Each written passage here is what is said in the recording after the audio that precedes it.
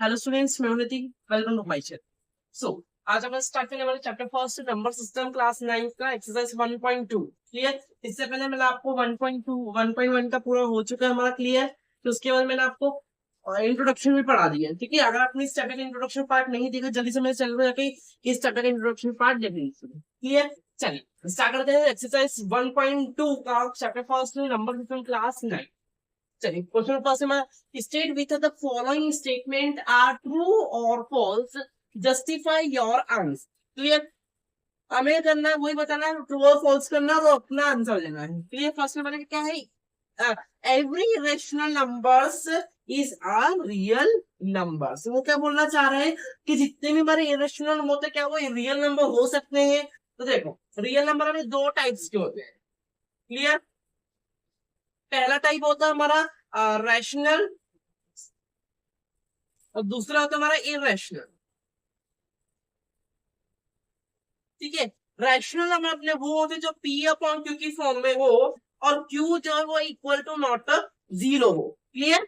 Not equals to zero. और irrational number जो root में हो, लेकिन जरूरी नहीं कि सारे नंबर रूट में है तो वो इरेशनल नंबर है। कुछ नंबर अपने इरेशनल नंबर भी होते हैं। ठीक है। इरेशनल मतलब ऐसा है कि रूट के अंदर कॉमन स्क्वायर नहीं निकलना चाहिए, दैट मींस हमारा इरेशनल होता है। क्लियर।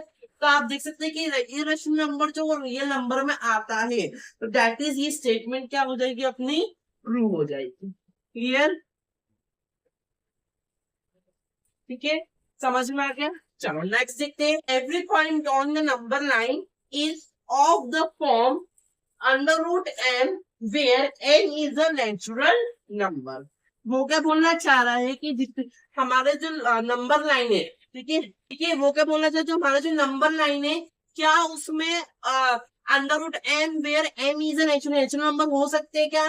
देखते हैं यहाँ पर। देखिए हमेशा ध्यान रखिए कि अगर देखते हैं तो रूट फोर आपको लग रहा है रैशनल नंबर है। देखिए रूट फोर का स्क्वायर करेंगे 2 आ जाएगा अपना।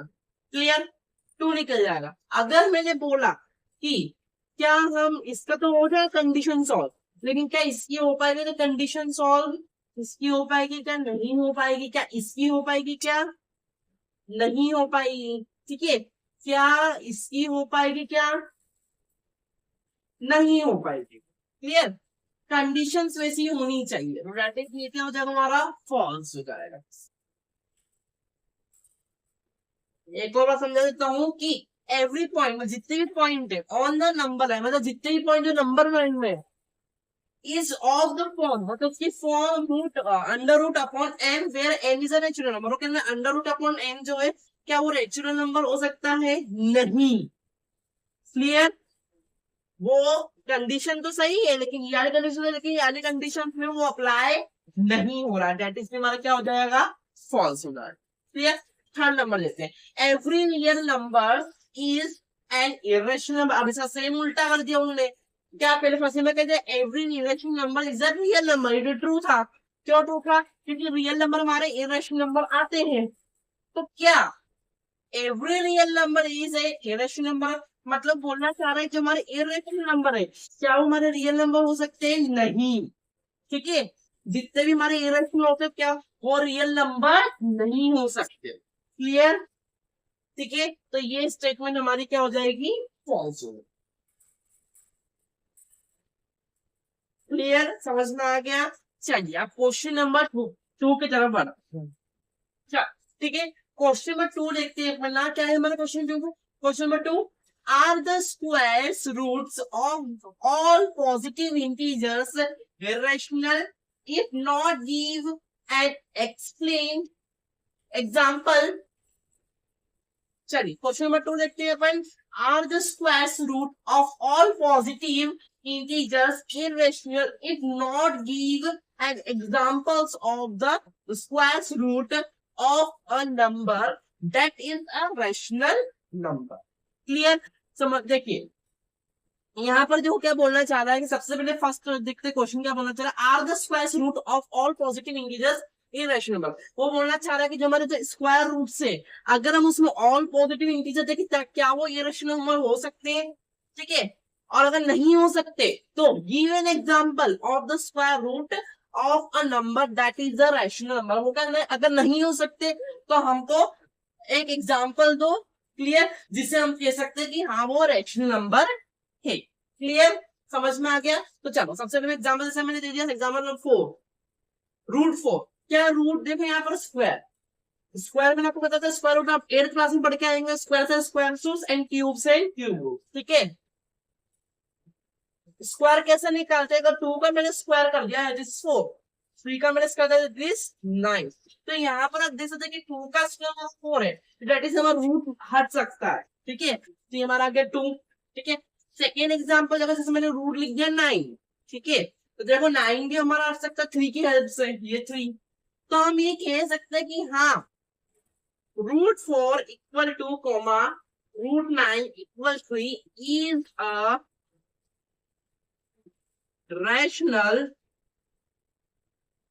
नंबर। क्लियर, समझ में आ गया? दैट्स हमें क्वेश्चन 2 में इतना ही करना चाहिए। आप क्वेश्चन नंबर 3 की तरफ बढ़। चल ठीक है, अब हम देखते हैं क्वेश्चन नंबर 3 को। ठीक है, show how root 5 can be represented on the number line. हमें क्या करना है, रूट 5 को हमें नंबर लाइन में रिप्रेजेंट करना है। सबसे मैं आपको बताता हूँ पाइथागोरस थ्योरम क्या होता है। पाइथागोरस थ्योरम बेसिकली अपने यहाँ पर देख लेते हैं, जिसको पीजीटी के फॉर्म से मतलब इसका शॉर्ट फॉर्म पीजीटी होता है। ठीक है, पीजीटी का फॉर्मूला जब आप 10th स्टैंडर्ड में पढ़ेंगे तो एच स्क्वायर इक्वल पी का स्क्वायर प्लस बी स्क्वायर, मतलब हाइपोटेन्यूज को स्क्वायर इक्वल परपेंडिकुलर को स्क्वायर प्लस बेस का। लेकिन हम 9th स्टैंडर्ड में आप पढ़ेंगे H equal under root P square plus B square, मतलब hypotenuse equal under root perpendicular का स्क्वायर प्लस बेस का स्क्वायर। तो आप ये चीज 9th स्टैंडर्ड में पढ़ेंगे, जब 10th स्टैंडर्ड में जाएंगे तो आप ये वाला फॉर्मूला अप्लाई करेंगे। क्लियर, तो अब यहाँ पे देख लो तो हाइपोटेन्यूज कहाँ पर होता है, बेस कहाँ पर होता है, परपेंडिकुलर कहाँ होता है। सबसे पहले ट्राइंगल ले लेते हैं, हमारा ट्राइंगल है बेसिकली। ठीक है, ये मैंने इसको साइड दे दी, ये ए, ये बी और ये सी। क्लियर, हमेशा ध्यान रखो जो खड़ी वाली साइड होता है दैट इज परपेंडिकुलर, एंड जो थोड़ी सी तिरछी साइड होती है दैट इज हमारा हाइपोटेन्यूज, एंड जो एकदम ही रिलेटिव लाइन होती है दैट इज हमारा बेस। क्लियर, समझ में आ गया? चलो अब हमें क्या करना है कि नंबर लाइन में उसको रिप्रेजेंट करना है। सबसे पहले हम पाइथागोरस थ्योरम का फॉर्मूला लेंगे बाय यूजिंग पीजीटी। ठीक है, 9th स्टैंडर्ड में आपको ये वाला फॉर्मूला नहीं लगेगा। ठीक है, आपको ये वाला फॉर्मूला लगेगा 9th स्टैंडर्ड में। क्लियर, क्या है, H equal under root P का स्क्वायर प्लस बी स्क्वायर। ठीक है, ठीक है, अब देखो ये एच इक्वल ये रूट। अब आप देख सकते हैं कि 5 को मैं क्या लिख सकता हूँ, 5 को मैं लिख सकता हूँ कि 1 + 4, ये लिख सकता हूँ मैं 5 को, तो लिख दो। क्लियर, ये 1 का स्क्वायर प्लस 4 का स्क्वायर। क्लियर, अब यहाँ पर देख सकते हैं, अब सॉरी एच की जगह मैं कहता हूँ हाइपोटेन्यूज में देख, हाइपोटेन्यूज कितना दे रखा है मेरे √5, ये हमको दे रखा है हाइपोटेन्यूज। क्लियर, हाइपोटेन्यूज √5, तो देखो √5 अपना अप्लाई कर देते हैं। क्लियर, या तो ऐसा भी कर सकते, पहले आप वैल्यू पुट कर लो, फिर उसके बाद √5 इक्वल ये रूट ये 1 का स्क्वायर प्लस वो, तो बस आपको इधर छोड़ देना। उसके बाद आपको क्या देखना है कि जो हमारा हाइपोटेन्यूज √5 है, परपेंडिकुलर जो हमारा क्या है अपना, ये देखो ये परपेंडिकुलर चला रहा है 1 है। क्लियर, आपको स्क्वायर नहीं करना है। ठीक है, बेस का स्क्वायर, मतलब बेस क्या है हमारा 4 आ जाएगा, आपको स्क्वायर यहाँ पर नहीं करना है। क्लियर, समझो फॉर्मूला का आपको यहीं पर छोड़ देना है। बस ये 3 चीज आ गई। आपको करना नंबर लाइन में रिप्रेजेंट करना है। तो देखो यहाँ पर सिंपल सा मैंने आपको बताया था कि इस चीज में आपको डी और राउंडर की जरूरत पड़ेगी। ठीक है, अब इसका इस्तेमाल कहाँ पर करना है मैं आपको बता, सबसे पहले लाइन खींच लेंगे।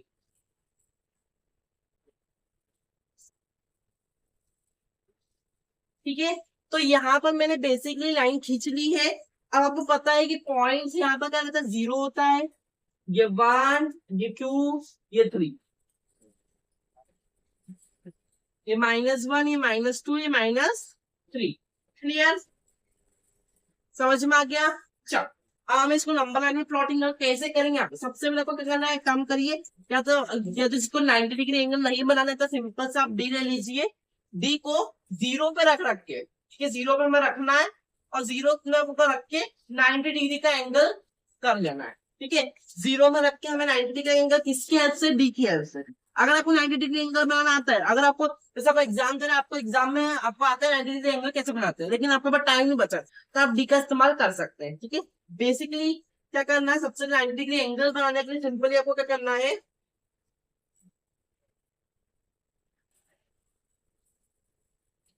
ठीक है। आपको बेसिकली क्या करना है, आपको बता देता हूँ।